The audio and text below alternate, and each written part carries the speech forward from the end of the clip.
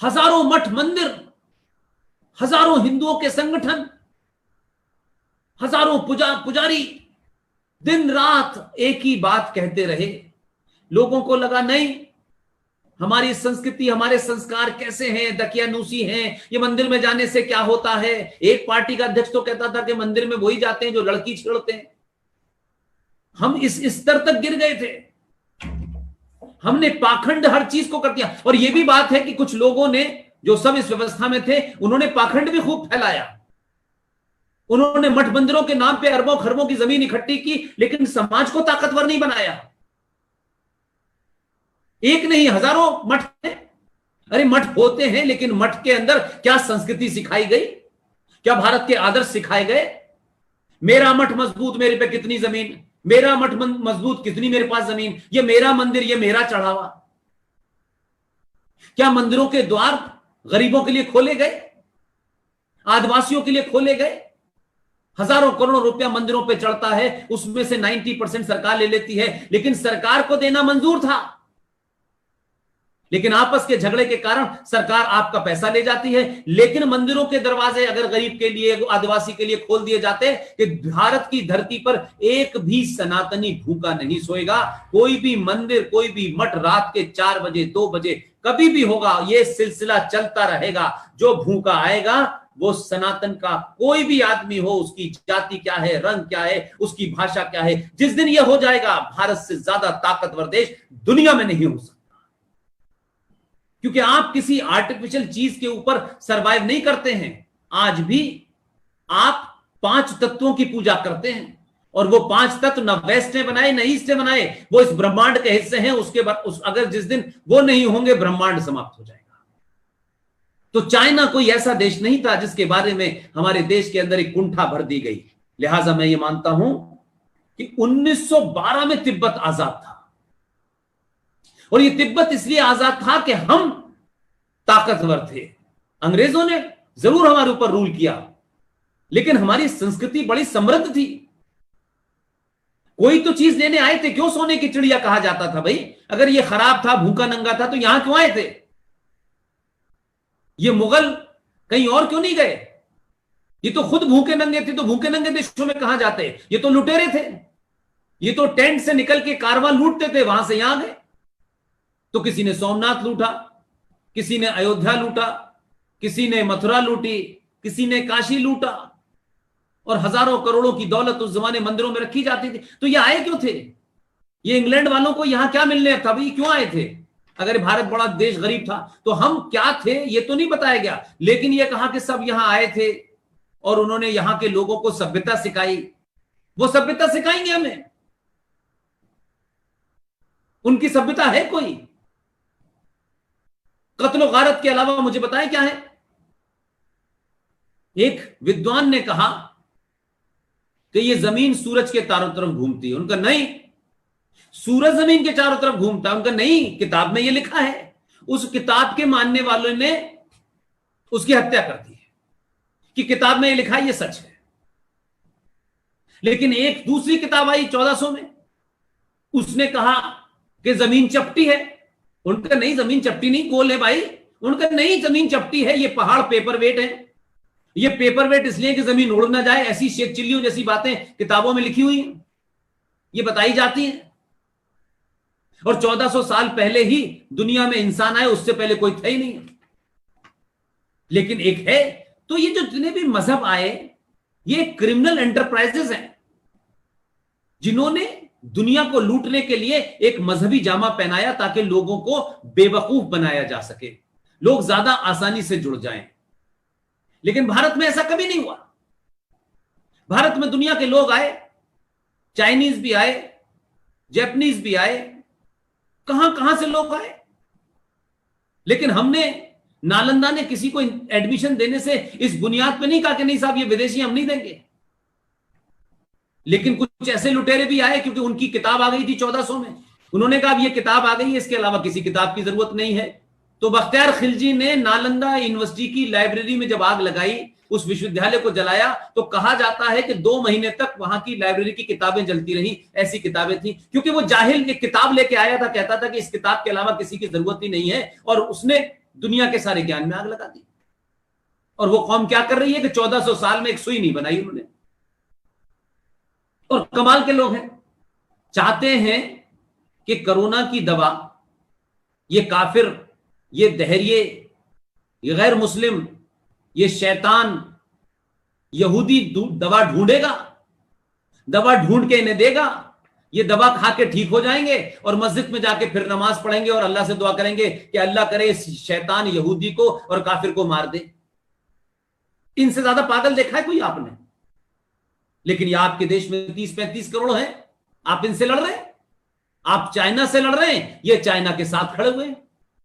कुछ 10-15 करोड़ बहके हुए पागल टाइप के जुनूनी, जिनका पैसा आता है, जिनकी घर के खर्चे चलते हैं, वो भी भारत के विरोध में खड़े हुए। तो भारत की सेना विदेशी से लड़े, प्रधानमंत्री को जो आपका सेनाओं को लीड कर रहा है उसको गाली दें, जो आपकी एयरफोर्स का चीफ है उसको लोग गाली दें, उसके मॉरल को तोड़ें। तो मेरी और आपकी क्या जिम्मेदारी है? मेरी आपकी जिम्मेदारी ये नहीं है कि हम बंदूक लेके बॉर्डर पे जाएं। हम इस देश के अंदर राष्ट्र विरोधी ताकतों को चौराहे चौराहे घूमें, उनका गलेवान पकड़ें और उनसे कहें कि तुम इस राष्ट्र के साथ नहीं हो तो फिर तुम्हें यहां रहने का अधिकार नहीं है। विदेशी ताकत कोई भी हो, चाहे वो इस्लामिक हो, चाहे वो ईसाई हो, चाहे वो कम्युनिस्ट हो, ये सब विदेशी मजहब थे। इस धरती पे आकर के इस पवित्र धरती को इन्होंने नापाक किया और इसको खूनी रंजिश में बदल दिया। लिहाजा चाइना के साथ डोकलाम हो, गलवान हो, आप इधर अरुणाचल प्रदेश में चले जाएं, इस इलाके में हो, लेह लद्दाख में हो, पूरे इलाके की नाकेबंदी कर ली गई है। इसलिए मैंने कहा कि हमारा और आपका काम सिर्फ वोट देना नहीं है। वोट देते वक्त अपने निजी स्वार्थों के, अपनी जाति, अपना इलाका, अपनी भाषा के लिए वोट नहीं देना है, क्योंकि आप सरकार चुन रहे हैं, लड़की के लिए लड़का नहीं देख रहे। देश की सरकार कैसी हो, क्या देश के सामने जो संकट इंटरनल हैं और एक्सटर्नल हैं उसको कैसे एड्रेस करना चाहती है, क्या देश विरोधी ताकतों को मजबूत करेगी या इस राष्ट्र को बचाने वाली ताकतों को मजबूत करेगी, ये फैसला करते वक्त हमें वोट देना चाहिए। ये ठाकुर है, ये हमारा आदमी है, जीत जाए, ये यादव है, ये हमारा आदमी जीत जाए, ये बनिया है, ये हमारा आदमी जीत जाए, ये नॉर्थ का है, ये साउथ का है, नहीं। इसका कोई पीवी नरसिम्हा राव साउथ के थे भारत के प्रधानमंत्री, देश ने उनको प्रधानमंत्री माना। मैं उनको आधुनिक भारत का चाणक्य मानता हूं। प्रधानमंत्री देश का होता है, इसलिए सत्ता चुनते वक्त बहुत ध्यान से, बहुत समझदारी के साथ, क्योंकि सत्ता पे ऐसे लोग बैठेंगे जो विदेशी ताकतों के साथ हाथ मिला करके भारत की करोड़ों गज जमीन दे देंगे। वही लोग किसी दिन देश का सौदा भी करेंगे। तो सौदा ऐसा ही होता है, आपके संस्कारों को बेचते हैं, आपकी भावनाओं को बेचते हैं और धीरे धीरे देश में एक चलता फिरता मुर्दा एक आदमी घूमता रहता है। सिर्फ वही होता है, न उसे अपने संस्कारों की चिंता होती है, न सम्मान की चिंता होती है, न अपने पुरुषार्थ की चिंता होती है, न अपने इतिहास की चिंता होती है। वो एक मरा हुआ सा, एक सिर्फ जिंदा लाश की तरह घूमता है। इस देश के नेताओं ने 70 सालों में सनातनियों को बनाने की कोशिश की। आपका पुरुषार्थ जगा, आप जैसे लोगों ने जगह जगह प्रोग्राम करना शुरू किए, लोगों में लौ जगाना शुरू की, लोगों को इकट्ठा किया। और जब आपने ईमानदारी से लोगों को इकट्ठा करना शुरू किया तो लोग आपसे आपकी जाति नहीं पूछते, आप किस इलाके के हैं ये नहीं पूछते, आप ये पूछते हैं कि वंदे मातरम काम क्या कर रहा है। अगर वंदे मातरम एक अच्छा काम कर रहा है तो फिर हमें इसमें मतलब नहीं है कि कौन आदमी इसका अध्यक्ष है, कौन अध्यक्ष नहीं है, ये महत्वपूर्ण नहीं है हमारे लिए। इसलिए मैंने कहा कि कभी कभी कुछ चीजों को इस तरीके से भी देखें कि अगर हम सही चीजों को सही समय पर उठाएंगे तब बात बनेगी। तो आपकी जो बहस है, आपकी जो चर्चा थी कि ये जो तिब्बत है, ये जो चाइना है, इसके साथ में क्या क्या संकट है, तो मैं एक भारतीय के नाते, एक सनातनी के नाते मेरी आप सबसे गुजारिश है कि आप जो शारीरिक रूप पे बहुत कमजोर होंगे लेकिन मानसिक रूप से बहुत ताकतवर हैं, आप आर्थिक रूप से संपन्न होंगे, आर्थिक रूप से बहुत कमजोर होंगे। जो ताकतवर हैं वो कमजोर की मदद करें, जो कमजोर है वो अपने आप को इस मदद के माध्यम से मजबूत करे। और ये मजबूती, ये ताकत बंदूक की और गोले बारूद की नहीं है। हम प्रण करें कि चाइना के सिलसिले से जो बातचीत का सिलसिला आपने शुरू किया है, मुझसे बेहतर, मुझसे अच्छे जानकार, जमीनी जानकारी, अंतरराष्ट्रीय मामलात की जानकारी, इस पस मंजर में बहुत बेहतरीन बेहतरीन वक्ता मौजूद हैं। उनसे जब आप बात करेंगे तो और डीपर उसमें आप जाएंगे। लेकिन जिस पक्ष को मैं आपकी तरफ ले जाना चाहता हूं,